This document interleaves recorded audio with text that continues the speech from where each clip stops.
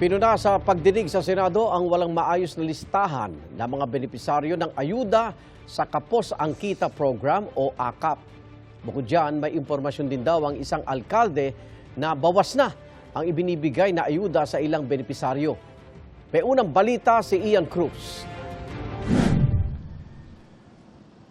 Sa pagdinig sa Senado ukol sa ayuda para sa Kapos ang Kita Program o AKAP ng pamahalaan, lumabas na hindi pa maliwanag kung sino-sino ang magiging AKAP beneficiaries na para raw dapat sa mga mas mababa sa minimum wage ang kita. Walang listahan ng minimum wage earner ngayon. At ito ang target ng AKAP, ngunit hindi maliwanag kung sino sila. Wala kayong pangalan. Pero ang pagkakaalam ko po, meron pong proseso kung paano malalaman kung sino-sino po pero sila. Siguro po tutuklasin pa, mag-a-apply pa, i-a-approve pa. Pero sa ngayon, malabo pa kasi walang pangalan eh. Ang malinaw po, wala pa pong mga pangalan. Git ng DSWD, ang pagkakaiba ngayong taon, mailalabas sila mga pangalan kada buwan ng mga tatanggap ng AKAP sa bawat probinsya. Pero sabi ni retired Senior Associate Justice Antonio Carpio na inimbitahan din sa pagdinig, hindi lang pangalan ang dapat ilabas sa mga benepisyaryo ng AKAP. DSWD should upload in its website the list of beneficiaries under AKAP, and opposite the name will be the amount actually received. And a third column, the person who recommended the beneficiary.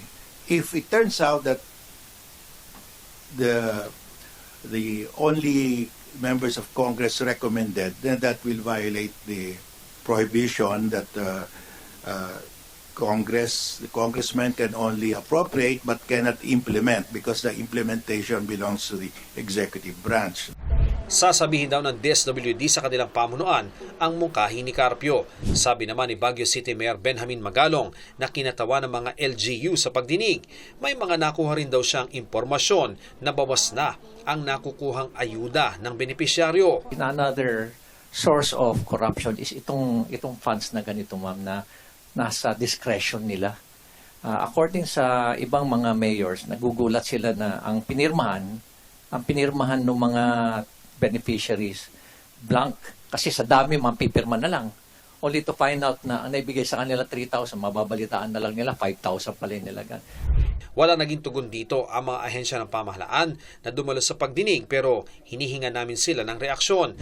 Sa pastoral letter ng CBCP na inilabas ng kanilang Pangulo na si Pablo Virgilio Cardinal David, Obispo ng Caloocan, pinuna ang anilay kahiyahiyang maling paggamit ng pondo ng publiko at ang anilay kaduda-dudang pagsingit, pagbawas at pag-aayos ng national budget at ang mga programa kontra kahirapan na nagtataguyod umano sa kultura ng patronage at pamamalimos ay tunay na nakakabahala. Tugon ni Executive Secretary Lucas Bersamin, ang dapat tandaan ay direktang navito ng Pangulo ang pinakamalaking appropriation sa kasaysayan. May mga istriktong kondisyon daw ang paglalabas ng budget para matiyak ang prioridad at proteksyon sa partisan interest. Ito ang unang balita. Ian Cruz para sa GMA Integrated News.